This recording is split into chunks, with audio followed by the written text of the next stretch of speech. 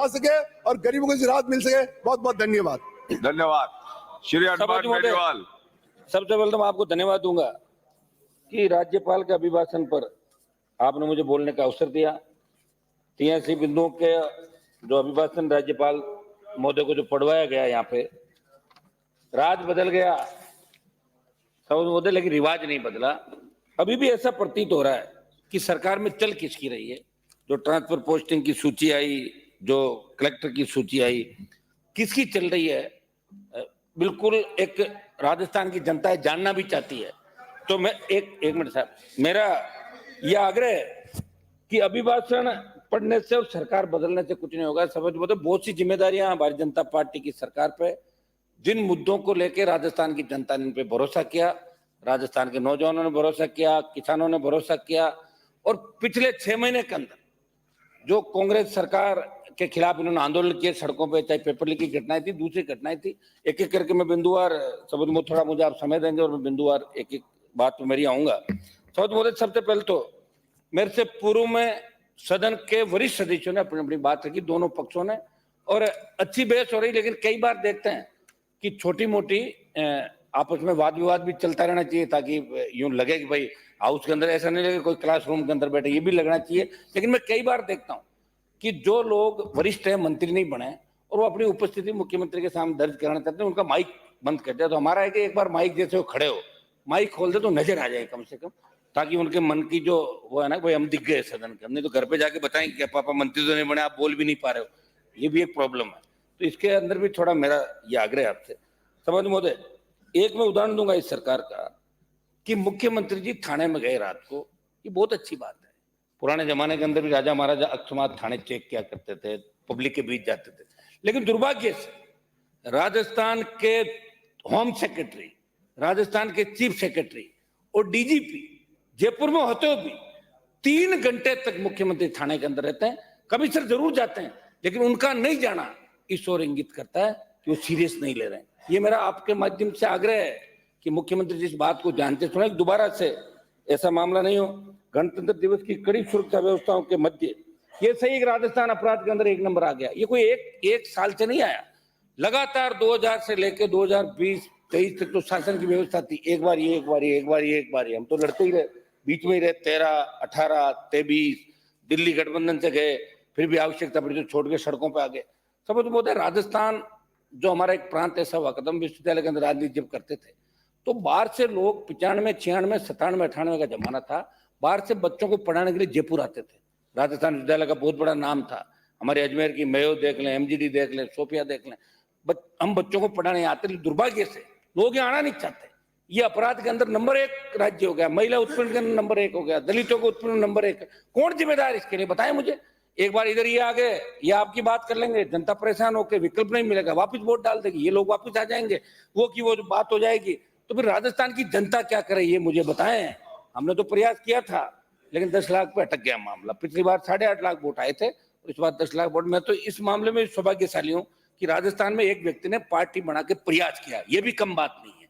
ये लड़ाई तो लड़ी किसी व्यक्ति ने, बिना उस गठबंधन के वो लड़ाई लड़ी और प्रयास किया। सीटें हमारी 3 से जरूर 1 कम हो गई थी, 1 आ गई, लेकिन 1 आ तो गए। लेकिन लोकसभा, सुनो मेरी बात, लोकसभा के चुनाव के अंदर जिधर राष्ट्रीय लोकतांत्रिक पार्टी जो नौजवानों की सबसे पसंदीदा पार्टी है, वो जिधर रहेगी, अगर आप ज्यादा करोगे तो आपका दिमाग ठीक कर देंगे, ये ज्यादा करोगे तो इनका कर देंगे। ये तो तयशुदा बात है।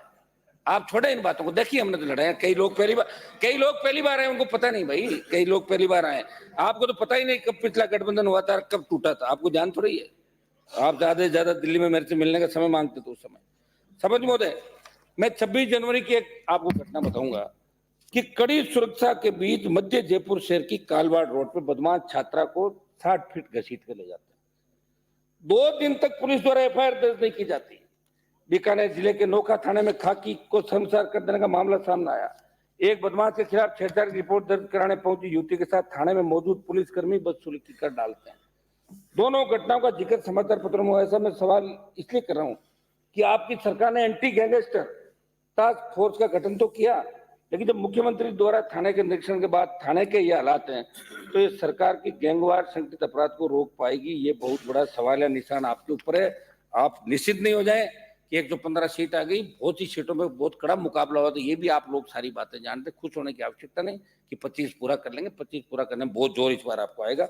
बिजली को लेकर जिस तरह विपक्ष ने यहाँ हल्ला मचाया, ये इनका काम है, सही बात है, अभी बिजली नहीं मिल रही है, लेकिन बिजली कंपनियों की ऑडिट अगर पूर्ववर्ती कांग्रेस सरकार कराती, आप कराते, किसान को चोर बताया जा रहा है कि किसान बिजली चोरी करता है। किसान बिजली चोरी नहीं करता।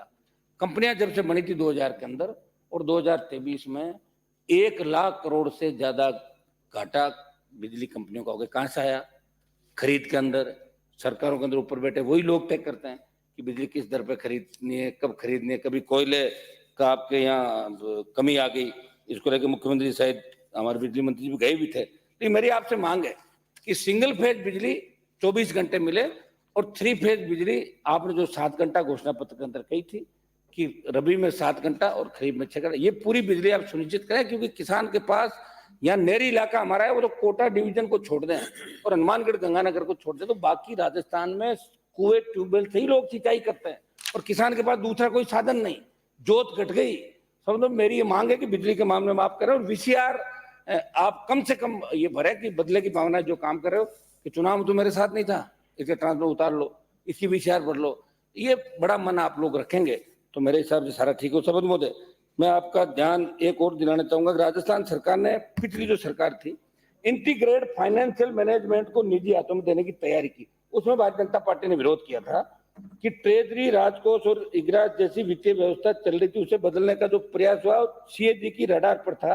भाजपा ने विपक्ष में रहते हुए इसका विरोध किया, लेकिन सुनने में ये आ रहा है कि वही सॉफ्टवेयर जिसका विरोध भाजपा ने किया उसको भाजपा लागू कर रही है। ये मंत्री जी बैठे हैं यहाँ पे, मंत्री जी गजेंद्र सिंह जी, मैं कह रहा हूँ जिसका विरोध पार्टी ने किया था उसको लागू करने का शायद मानस बना रहे, तो आप एक बार कृपया इन चीजों को लागू नहीं करेंगे ज्यादा ठीक है, नहीं फिर वही बात होगी, मिलाजुली का खेल हो गया। फिर दोहराना चाहता हूँ, सरकार बदली, रिवाज नहीं बदला, मिलाजुली का खेल आप खत्म करें। पैरा नंबर 6-7 के अंदर आपने लिखा कि ये चुनावी यात्रा, उन यात्राओं में प्रधानमंत्री द्वारा गारंटियों का जिक्र तो कर दिया, परंतु राज्य का युवा जो देश का कर्णधार है उनके साथ किए गए वादे सरकार को खरा उतरने का मन नहीं है, क्योंकि यदि मन होता तो विधानसभा चुनाव से पूर्व आपकी पार्टी के प्रदेश अध्यक्ष द्वारा आरपीएससी को भंग करने की बात की थी। पिछले 1-1.5 साल के अंदर मैं लोकसभा के अंदर था, आप यहाँ लड़ाई लड़ रहे थे, आपके कुछ नेता सड़कों में, डॉक्टर साहब यहाँ नहीं है, वो लड़ाई लड़ रहे थे युवाओं की। आरपीएससी, माध्यमिक शिक्षा बोर्ड, कर्मचारी चयन आयोग, सारे पेपर लीक हो रहे थे और आपने यही कहा था कि जैसे हम सरकार में आएंगे सीबीआई जांच करेंगे। ये मामला राजस्थान की विधानसभा के अंदर पहला मेरा सवाल था, उसमें भी उठा था, लेकिन सीबीआई जांच की कहीं बात नहीं आई। आपने एसआईटी का गठन कर दिया, एसओजी से जांच करा रहे हो, लेकिन जिनको एसओजी का चेयरमैन आपने बनाया, मैं उन पर आरोप नहीं लगा रहा हूँ, लेकिन वो तो खुद आरपीएससी चेयरमैन के यहाँ करीब करीब जगह इंटरव्यू लेके खुद आए, और आरपीएससी के अंदर जो चेयरमैन है वो मुख्यमंत्री के नजदीकी थे पहले, और वो तो कह रहे हैं कि सारे लोगों की ट्रांसपोर्ट पोस्टिंग मैंने की, मेरा कोई क्या कर लेगा। इसलिए हम मांग कर रहे हैं कि जितने भी पेपर लीक की घटनाएं, आप उदाहरण के तौर पे 2-3 घटनाओं की सीबीआई जांच करा लें। इससे बड़े मगरमच्छ, मछलियां तो आप पकड़ रहे हो, लेकिन बड़े मगरमच्छ जब भी पकड़े जाएंगे जब सीबीआई की एंट्री होगी। ईडी की एंट्री आप करा रहे हो, लेकिन ईडी की एंट्री आप कहां करा रहे हो? आपको लगता है कोई ज्यादा बोल रहा है उसके ईडी भेज दो। देखो, ईडी या तो भेजो मत, और ईडी भेज के किसी को बदनाम करो तो फिर सबूत के साथ गिरफ्तारी भी होनी चाहिए। मजाक नहीं किसी की, चाहे जिसकी अपन मजाक उठा लें, ईडी सीबीआई भेजते हैं फिर क्लीन चिट देते हैं। एक बार आदमी अगर बदनाम हो जाता है, जैसे मैंने देखा एक सवाल था, हमारे कटारी जी गृह मंत्री थे, हिस्ट्री सीटर कितने हैं, तो भाजपा के एक विधायक का नाम आ गया, पुराना इतिहास के अंदर थाने में फलाना फलाना पिताजी का नाम। अब पढ़े एक बार क्या कि एचएस बन जाता है ना आदमी, वो फिर कितना ही कुछ कर लो उसका नाम आ जाता रिकॉर्ड के अंदर। तो आप ईडी सीबीआई कृपया उनका दुरुपयोग नहीं करें, ये मेरी आपसे मांग है। और आपको लगे कि वास्तव में जल जीवन मिशन घोटाला के अंदर बहुत लाखों अरबों रुपए का घोटाला हुआ, लेकिन घोटाला करने वाले लोगों को तो आपके सरकार के अंदर उनको ओएसडी लगा दिया, बताओ आप, तो फिर कैसे जांच करोगे? क्या फर्क रह जाएगा आपके अंदर और हमारे अंदर? बताएं, क्या फर्क रह जाएगा आपके अंदर, इस सरकार के अंदर? आप हम किसी न किसी तरह इस प्रदेश के नौजवान किसान, हाँ ठीक है, राम मंदिर का आपने बहुत ही अच्छा कार्यक्रम किया, हम बधाई देते हैं आपको। राम मंदिर के ये लोग भी पक्ष में, अगर ये लोग को विरोध की बात करते तो गलत है। हम तो राम राम ही करते हैं गांव के अंदर, गांव में तो राम राम सा राम। बीजेपी का गठन तो 80 के अंदर हुआ था, 80 से पहले भी लोग राम राम ही करते थे, बीजेपी बनी उससे पहले भी राम राम करते थे। लेकिन चूंकि मैं आपके साथ रहा हूँ, थोड़ा ध्यान रहो। शंकर सिंह जी रुको आप यार, अब आपको मंत्री तो बनाया नहीं, बैठे बैठे बोल रहे हो आप। मैं ये कह रहा हूँ साहब कि राम मंदिर का निर्माण किया, अच्छी बात है। चाहिए तो आपको ये था कि उसमें आप सारी पार्टियों के नेताओं को बुलाते, जिस तरह आप सर्वदलीय बैठक लोकसभा चालू करने से पहले प्रधानमंत्री जी करते हैं, ये आपको करना चाहिए था। तब ये लोग जाते हैं। अब कह रहे हो आप नहीं गए, जाए कहाँ, कोई धक्के थोड़ी खाने देगा, अंदर कौन घुसने देता, बताओ मुझे। अरे ऐसे मान लो चले भी जाए, से सम्मान कोई जाए और उसकी इज्जत के साथ आप बुलाएं। तो मेरा ये था कि राम जी के नाम से देश के अंदर कोई परहेज नहीं, सब किसान ना इनको नहीं, बिल्कुल नहीं है। ये तो राम नाम से यहाँ तक आए हैं। मैं जानता हूँ डोटासरा जी को, हम तो सब गांव के लोग हैं और हमारे तो पहले राम राम ही कहते हैं, राम राम साहब अपने राम राम ही कहते हैं सारी लोकल भाषा के अंदर। लेकिन कुछ कांग्रेस के लोग अगर इस तरह की मानसिकता के साथ बात करें कि हम राम मंदिर का विरोध करते हैं फला, तो वो भी गलत है। और हमें तो ये भी याद है, आपको भी नहीं भूलना चाहिए कि जब कार सेवक दोबारा राम मंदिर जब बना था, जब बाबरी मस्जिद गिराई थी, उसमें आपके प्रधानमंत्री नहीं थे, इनके प्रधानमंत्री थे जो गोली लेके सो गए थे, दोबारा गोली नहीं चली। ये भी ध्यान आपको, उनका भी योगदान है, नरसिम्हा राव जी का योगदान है। 2 से 4 बजे सो गए और आपने अपना काम कर दिया, क्योंकि वो भी कहीं एक मिनट साहब समाप्त करोगे मेरी बात साहब। ये हमारी मांग है साहब, बिंदु से क्या 31, 32, 33, 34 में जो भी घोटाले हुए उनकी जांच कराने की आपने बात की। बिंदु से क्या 33 युवाओं में हताशा और अवसाद के कारण आत्महत्याओं के बढ़ते मामलों में चिंता आपने जाहिर करी। वो तो चिंता तो जाहिर कर दी, लेकिन वो रोकोगे कैसे, उसके बारे में भी आपको विचार करना होगा। आपके दल की सरकार ने, आपके दल ने और इन्होंने अपने चेतों को आरपीएससी का मेंबर बनाया, चेयरमैन बनाया। मेरी मांग है कि आरपीएससी को भंग करके इसका पुनर्गठन करें और यूपीएससी की तर्ज पे आरपीएससी का जो भरोसा राजस्थान की आरपीएससी का था, वो भरोसा पूरे देश के अंदर कैसे वापस स्थापित हो, इस दिशा के अंदर आपको काम करना होगा साहब। युवाओं की बात का जिक्र आया तो मैं एक मांग करना चाहूंगा। मैं केंद्र में था, किसान बिल आए, उसके मामले में मैं एनडीए से अलग हो गए, किसान की बात थी। लेकिन फिर आप अग्निपथ लेके आए, किसान बिल आपने वापस ले लिया आपने, किसानों ने बड़ा आंदोलन किया। अग्निपथ के मामले मेरी मांग है कि राजस्थान से हमारे शेखावाटी अंचल, मारवाड़ अंचल, पूरे राजस्थान से 1900 जब देश आजाद हो, उससे पहले आजादी फौज के अंदर भी शेखावाटी के जवान थे। 62, 65, 71 कारगिल की लड़ाइयों के अंदर, और आज भी पैरा मिलिट्री फोर्स के अंदर हमारे जवानों ने बड़ी शहादत दी। मेरी मांग रहेगी कि आपकी दिल्ली में सरकार है, आप लोग मांग करें, हम भी मांग करें कि बिना बड़े आंदोलन के, आंदोलन पहले हुआ था, युवा भटक गए थे, रेल ट्रेनों में आग भी लगाई थी, हमने भी आंदोलन किया अग्निपथ के विरोध में। मेरी मांग है कि 4 साल वाला अग्निपथ का जो मामला है, एक मिनट अग्निवीर, इसको बंद करके पूर्व की भांति सेना भर्ती रैलियां चालू कराएं। या आप दिल्ली के अंदर ही बात कहेंगे तो निश्चित रूप से लोकसभा का चुनाव है, कंक्लूड करें 1 मिनट में सर।